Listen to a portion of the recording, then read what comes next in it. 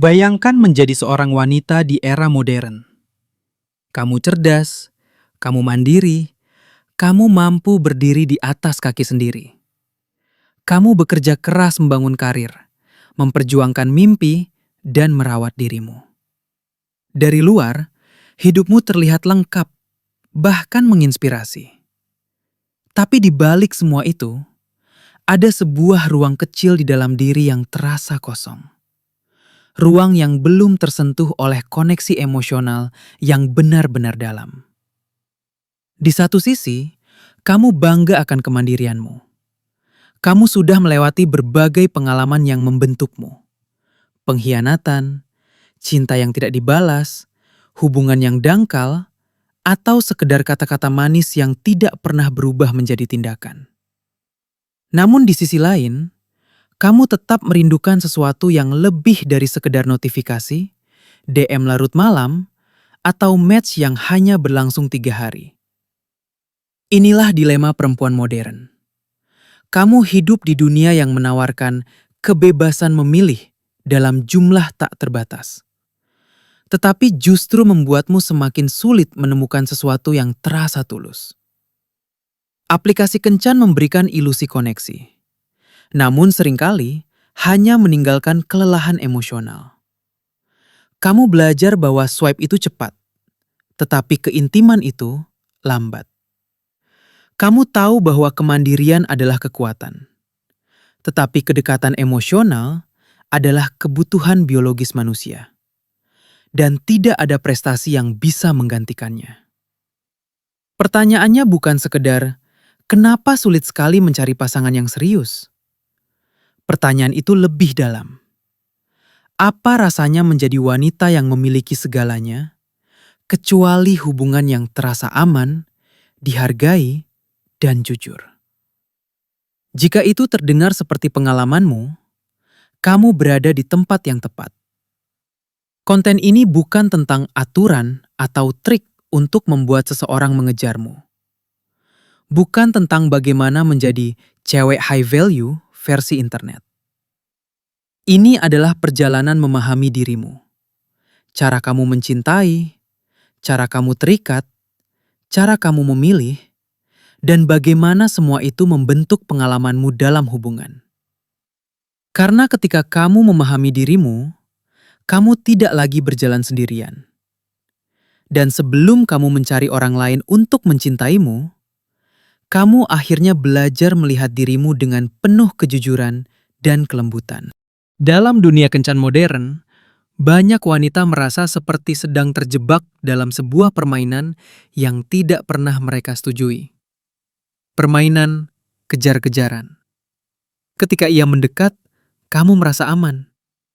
Ketika ia mulai menjauh, kamu tiba-tiba merasa tertarik.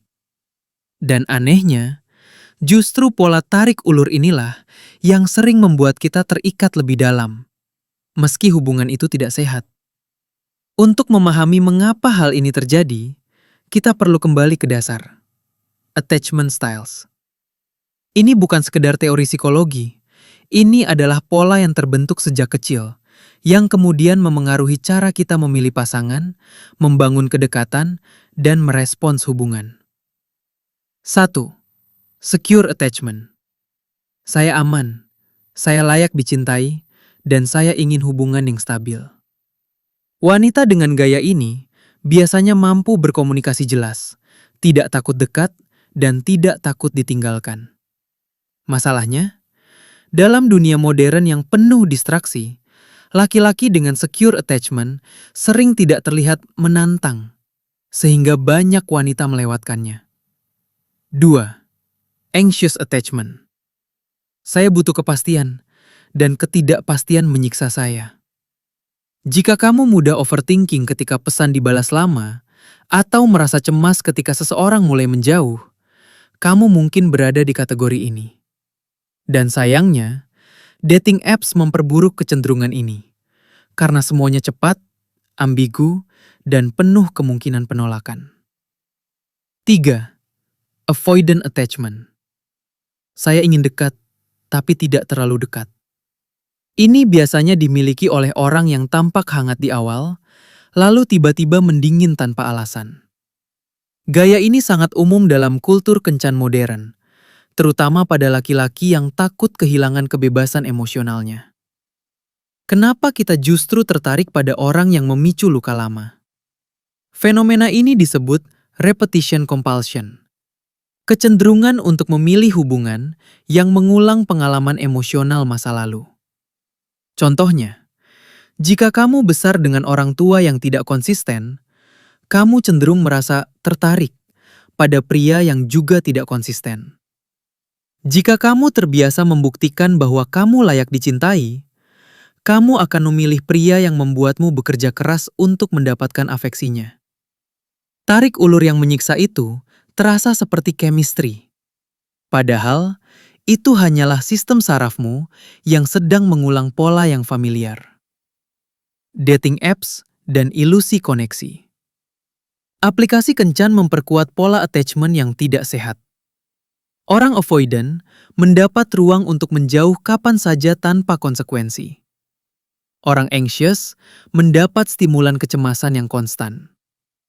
Orang secure sering frustasi karena interaksi spontan berubah menjadi permainan validasi. Inilah sebabnya banyak wanita yang sebelumnya sehat secara emosional mendadak merasa tidak cukup atau tidak menarik saat masuk ke dunia swiping. The chase. Kenapa kita terus mengejar orang yang tidak memberi kepastian?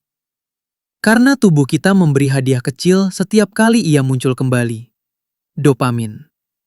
Dan ketika ia pergi, tubuh kita masuk ke mode panik. Kortisol. Kombinasi ini menciptakan ketergantungan emosional yang kuat, membuat hubungan yang sebenarnya dangkal terasa dramatis dan intens. Tapi kamu tidak perlu terjebak dalam pola itu. Dengan memahami attachment stylemu, kamu mulai melihat bahwa yang kamu kejar bukanlah orang itu, tetapi perasaan familiar yang sudah ada dalam dirimu sejak lama. Sebelum lanjut, jangan lupa untuk subscribe, like, dan tinggalkan komentar. Setiap dukungan dari kamu membantu konten psikologi seperti ini terus berkembang dan menjangkau lebih banyak wanita yang membutuhkan perspektif baru. Jika kamu sudah siap, kita akan masuk ke salah satu topik paling sensitif dan paling relevan dalam dunia kencan saat ini. Ghosting dan situationship. Ghosting dan situationship bukan sekedar istilah viral. Keduanya adalah fenomena psikologis dan dinamika kekuasaan yang sangat nyata dalam dunia kencan modern.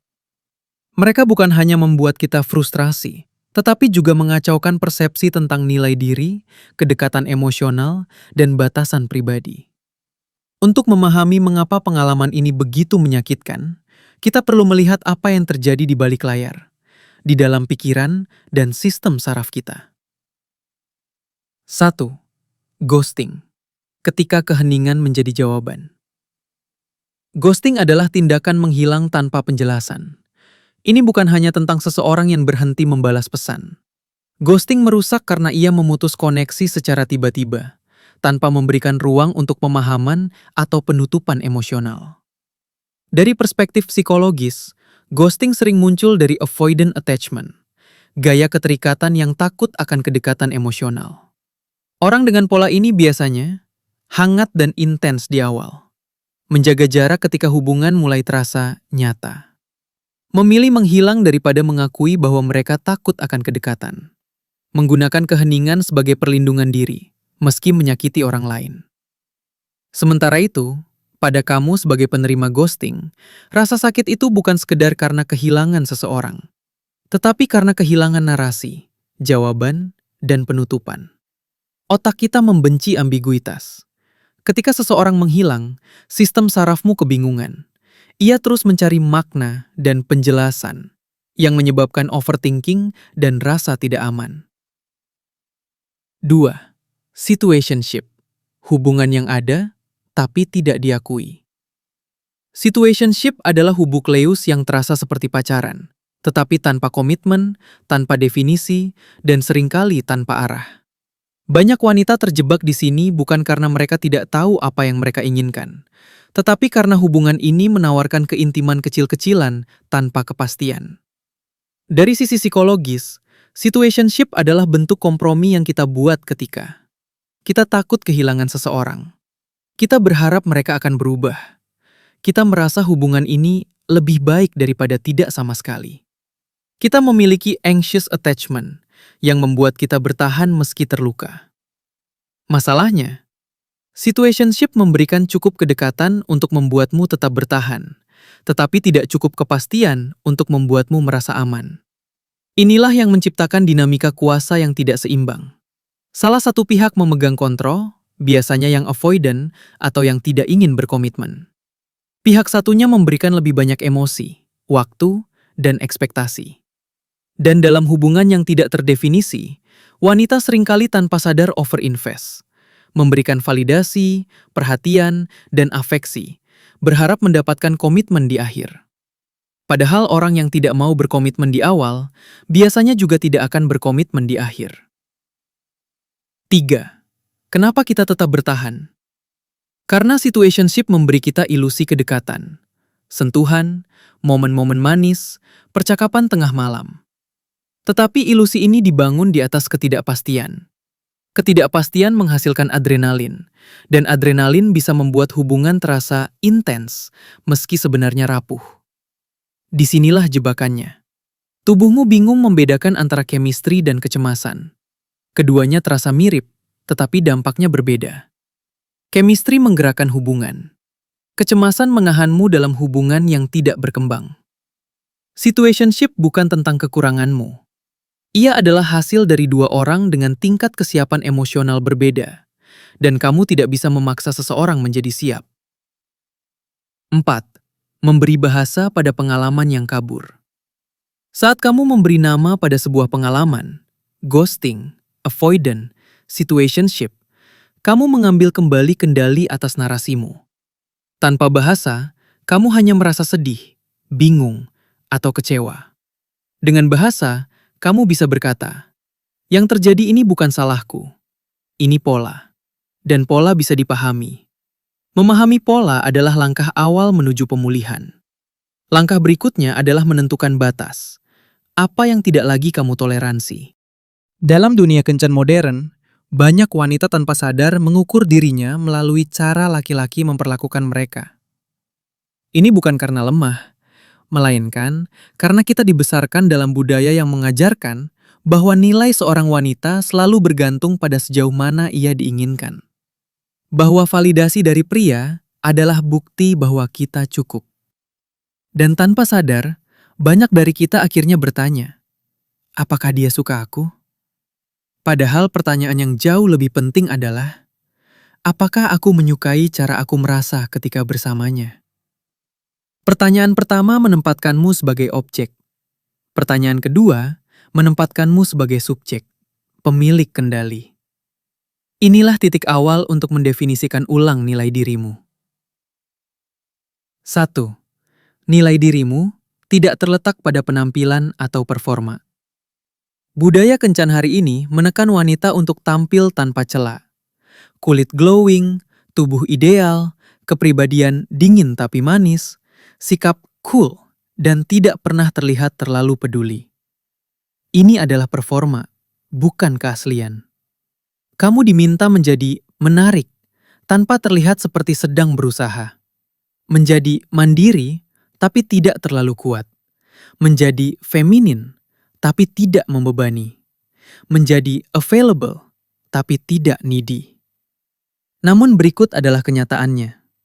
Nilai diri sejati tidak bergantung pada seberapa banyak kamu disukai, tetapi seberapa dalam kamu menghargai dirimu sendiri. Ketika kamu mengikat nilai dirimu pada penilaian pria, kamu akan selalu merasa gelisah ketika pesan dibalas lama, merasa bersalah ketika menetapkan batas, merasa perlu membuktikan dirimu, merasa takut kehilangan dia karena itu berarti kehilangan rasa layak. Ini bukan cinta. Ini adalah kelelahan emosional yang dibungkus dalam upaya mencari validasi. 2. Boundary setting. Bentuk paling nyata dari harga diri. Membatasi diri bukan tentang menjadi keras atau judes. Boundary adalah bentuk penghormatan terhadap dirimu sendiri. Boundary bisa berupa tidak menerima komunikasi yang setengah hati, tidak membiarkan seseorang hanya hadir ketika nyaman, tidak membiarkan hubungan menggantung tanpa arah, tidak memberikan energi tanpa timbal balik. Saat kamu menetapkan batas, kamu sedang mengirim pesan pada dirimu sendiri. Saya layak mendapatkan hubungan yang jelas, aman, dan konsisten. Dan menariknya, orang yang tepat tidak akan merasa terancam oleh batasmu. Mereka justru akan merasa terhormat karena kamu memiliki standar. Orang yang salah, mereka akan menjauh. Dan itu adalah berkah, bukan kerugian. 3. Kritik pada budaya too cool to care. Internet mengajarkan wanita untuk tidak peduli terlalu cepat, untuk tidak menunjukkan rasa suka, untuk selalu terlihat tenang, dingin, dan tidak butuh siapapun. Tapi menjadi cool dengan menekan kebutuhan emosionalmu adalah bentuk pengkhianatan terhadap diri sendiri. Karena kebenarannya, keinginan akan kedekatan bukan kelemahan. Itu manusiawi. Kedewasaan bukan berarti pura-pura tidak peduli. Kedewasaan berarti tahu kapan peduli dan kepada siapa energi itu diberikan. 4. Redefinisi high value woman yang sesungguhnya. High value bukan tentang penampilan, status, atau gaya bicara. High value adalah tentang integritas emosional, konsistensi antara apa yang kamu rasakan, kamu butuhkan, dan kamu pilih. Wanita high value adalah wanita yang tidak mengejar cinta yang membuatnya merasa kecil, tidak takut kehilangan seseorang yang tidak menghargainya, tidak memaksakan diri untuk cukup baik bagi seseorang yang bahkan tidak siap mencintai, tidak mendefinisikan dirinya berdasarkan siapa yang bertahan, tetapi berdasarkan siapa dirinya ketika sendirian. Wanita seperti ini memahami bahwa kesejahteraan emosionalnya jauh lebih penting daripada status hubungan. Ketika kamu mulai menilai dirimu dari dalam, kamu tidak lagi bersaing dengan wanita lain. Kamu tidak lagi memohon validasi dari orang yang tidak menghargaimu. Kamu berhenti bertanya apakah kamu cukup, karena akhirnya kamu tahu. Kamu layak bukan karena seseorang memilihmu, tetapi karena kamu memilih dirimu sendiri. Setelah membahas apa yang perlu dihindari, saatnya berfokus pada sesuatu yang jauh lebih penting. Apa yang seharusnya kamu cari? Karena kesehatan emosional dalam hubungan bukan hanya tentang mengidentifikasi red flags, tetapi juga mengenali green flags. Tanda-tanda bahwa seseorang memiliki kapasitas untuk mencintai, berkomunikasi, dan membangun sesuatu yang stabil bersamamu. Di dunia yang penuh kebingungan, ghosting, dan permainan tarik ulur, green flag seringkali lebih sunyi, lebih sederhana, dan tidak sedramatis hubungan yang memicu kecemasan. Tapi justru karena itulah mereka bernilai. 1. Konsistensi antara perkataan dan perbuatan. Ini green flag terbesar, dan sejujurnya jarang ditemukan. Banyak pria bisa berkata hal yang manis. Banyak pria bisa perhatian di awal. Namun pria yang benar-benar dewasa emosional akan menunjukkan sesuatu yang berbeda. Jika dia bilang ingin bertemu, dia benar-benar merencanakan waktunya. Jika dia bilang menghargaimu, kamu merasakannya dalam tindakan. Jika dia bilang ingin mengenalmu lebih dalam, dia hadir dalam prosesnya. Konsistensi adalah bentuk kejujuran yang paling nyata. 2. Mampu menerima kritik tanpa menyerang balik. Orang dewasa secara emosional tidak defensif ketika kamu mengungkapkan perasaan. Mereka tidak mengubah pembicaraan menjadi pertengkaran, tidak menggaslighting, tidak mengalihkan kesalahan kepadamu.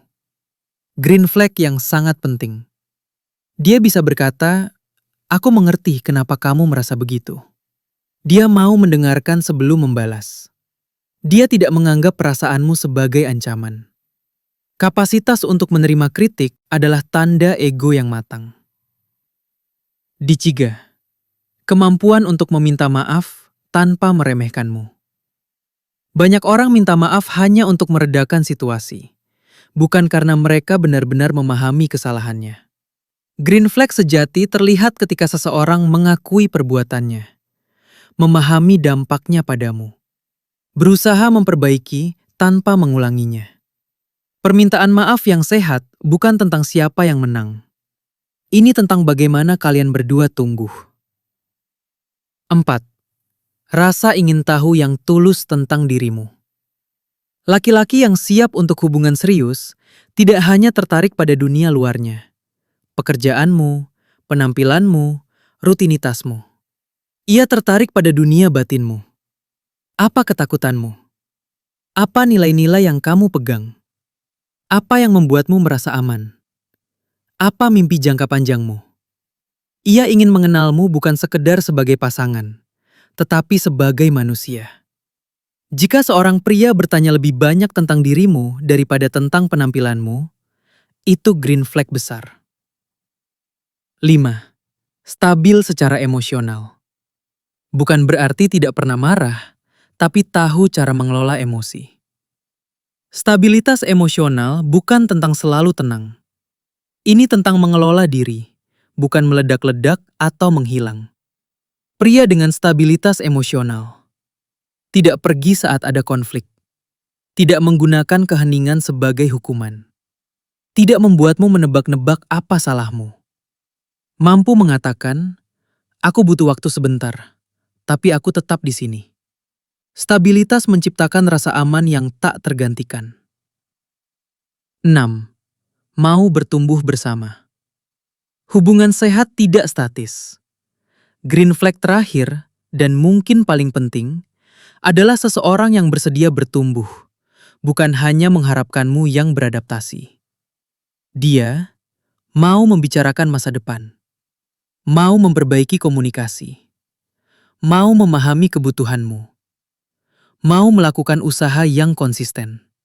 Hubungan bukan tentang mencari seseorang yang sempurna, tetapi seseorang yang siap bekerja sama. Satu hal yang perlu diingat, pria dengan banyak green flags mungkin terasa membosankan jika kamu terbiasa dengan hubungan penuh kecemasan. Tapi kebosanan itu sebenarnya adalah kedamaian. Sesuatu yang mungkin belum pernah kamu rasakan.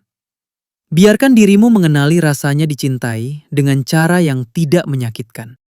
Pada akhirnya, perjalanan memahami psikologi cinta bukan tentang menemukan cara agar seseorang memilihmu. Ini adalah perjalanan kembali kepada dirimu sendiri, kepada kebutuhanmu, standarmu, batasanmu, dan keinginan terdalam yang mungkin selama ini kamu tekan demi mempertahankan hubungan yang tidak jelas. Dunia kencan modern memang brutal, terlalu cepat, terlalu dangkal, terlalu penuh pilihan, namun terlalu sedikit koneksi yang benar-benar tulus. Tapi di tengah semua kekacauan itu, ada satu hal yang tidak pernah berubah. Kamu punya kuasa atas bagaimana kamu mencintai, bagaimana kamu memilih, dan bagaimana kamu memperlakukan dirimu sendiri. Ketika kamu memahami pola attachment-mu, kamu mengerti mengapa kamu tertarik pada orang tertentu. Ketika kamu memahami batas dirimu, kamu tidak lagi menerima cinta setengah hati. Ketika kamu memahami nilai dirimu, kamu berhenti memohon untuk hubungan yang bahkan tidak membuatmu bahagia. Dan saat kamu memilih pasangan berdasarkan green flags, bukan chemistry yang tercampur dengan kecemasan, kamu mulai menarik hubungan yang jauh lebih stabil, dewasa, dan bermakna. Harapan selalu ada. Kamu tidak rusak. Kamu tidak terlambat. Kamu tidak kekurangan apapun. Kamu hanya sedang belajar mencintai dengan cara yang lebih sehat daripada yang diajarkan dunia kepadamu. Call to action. Pilih satu langkah nyata minggu ini. Sebelum video ini berakhir, pilih satu dari dua langkah berikut. 1. Terapkan satu boundary baru minggu ini. Mungkin itu tidak membalas pesan tengah malam. Mungkin itu berhenti menerima perlakuan yang ambigu. Atau mungkin itu memberikan dirimu izin untuk mengatakan tidak. 2. Identifikasi attachment stylemu. Dan mulai pelajari bagaimana menuju secure attachment. Versi dirimu yang lebih tenang, lebih jelas, lebih kuat. Tindakan kecil hari ini bisa mengubah arah seluruh perjalanan emosionalmu. Modern dating mungkin tidak mudah, tapi kamu tidak sendirian. Kamu punya kemampuan untuk memahami dirimu, memilih dengan bijak, dan membangun hubungan yang menyehatkan, bukan melelahkan. Karena pada akhirnya, dating bukan tentang menemukan belahan jiwa, tetapi tentang menampilkan dirimu yang paling otentik kepada seseorang yang punya kapasitas emosional untuk melihatnya dan menghargainya. Terima kasih sudah menonton. Jangan lupa subscribe, like, dan tinggalkan komentar agar kita bisa tumbuh bersama.